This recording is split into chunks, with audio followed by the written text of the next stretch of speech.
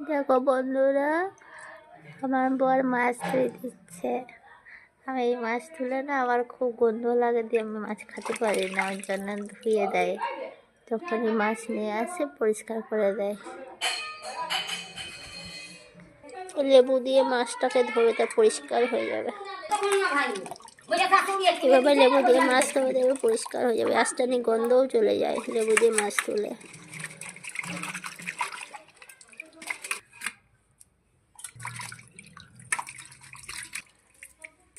দেখো বন্ধুরা, আমার বর কি সুন্দর মাছগুলো পরিষ্কার করে ধুয়ে দিচ্ছে। লেবু দিয়ে মাছ ধুলে না, মাছের আস্তানি গন্ধটা চলে যায়।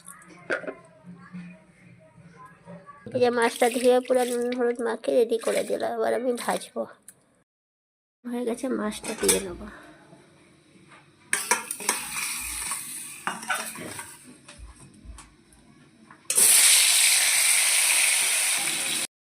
ভাজা হয়ে গেছে, এবার আমি তুলে নেবো। মাছটা সব ভাজা হয়ে গেছে, এবার মশলাটা আমি বেটে নেবো। এই যে এখানে মাছের মশলা, এখানে হচ্ছে সর্ষে আর পাঁচফোড়ন, এবার আমি বেটে নেবো। তাহলে আমি মশলাটা বেটে নেবো।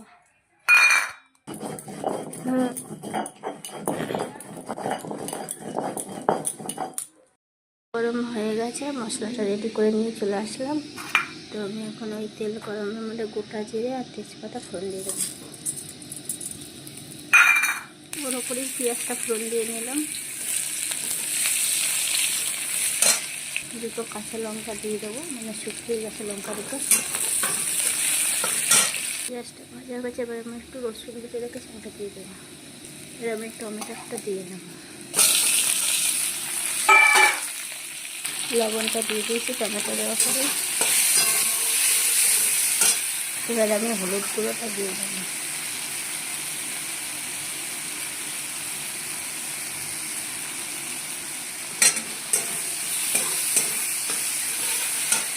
এবার যে মশলাটা বেটে রাখলাম সর্ষেটা এটা দিয়ে দেবো।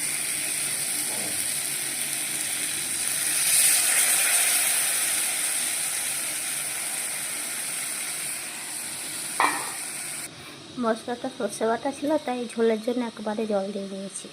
সর্ষে বাটা দিয়ে তো কষালে তেতো লাগে, ওই জন্য কষাইনি। ঝোলটা ফুটে উঠেছে, এবার আমি মাছগুলো দিয়ে নেব। মাছের ঝোলটা একটু ফুটলেই, একটু ঝোলটা কমে আসলেই নামিয়ে নেব। ঝোলটা ঠিক এমন কমে এসেছে, এবার আমি নামিয়ে নেবো। হয়ে গেছে।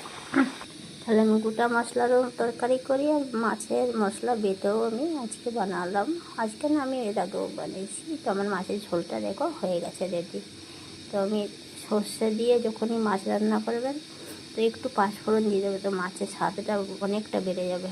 পাঁচফোড়নটা সর্ষের সাথে বেটে নেবেন, দারুণ লাগে। একবার এইভাবে বানিয়ে করে খেয়ে দেখবে।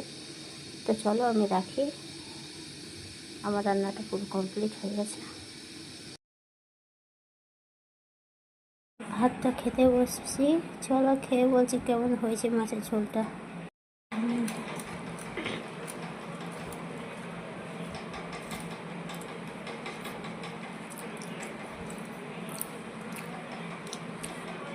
বেটে মশলা বানালে মাছ একটু ভালোই লাগে খেতে।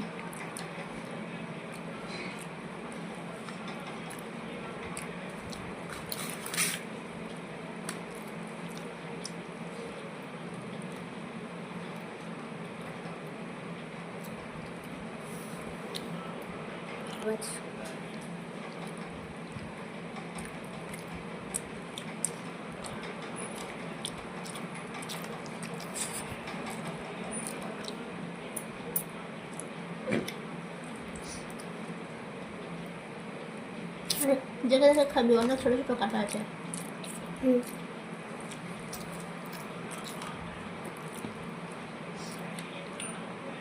আমার মতন এইভাবে একটা রান্না করে খেয়ে দেখুন বন্ধুরা, হেভি লাগে। সবাই আলাদা আলাদা রান্না করে, একই মশলা দিয়ে তো করে না। আমার মতন এই মশলা দিয়ে একবার রান্না করে খেয়ে দেখুন।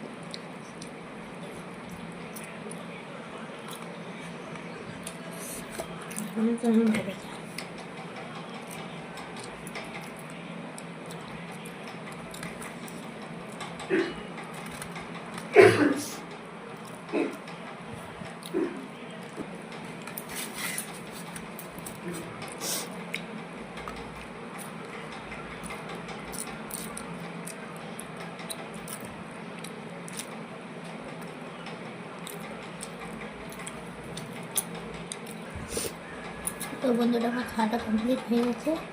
আমার মাছের রান্নার রেসিপিটা কেমন লাগলো কমেন্ট করে বলবেন। রাখছি, আসছি আবার পরে ভিডিও।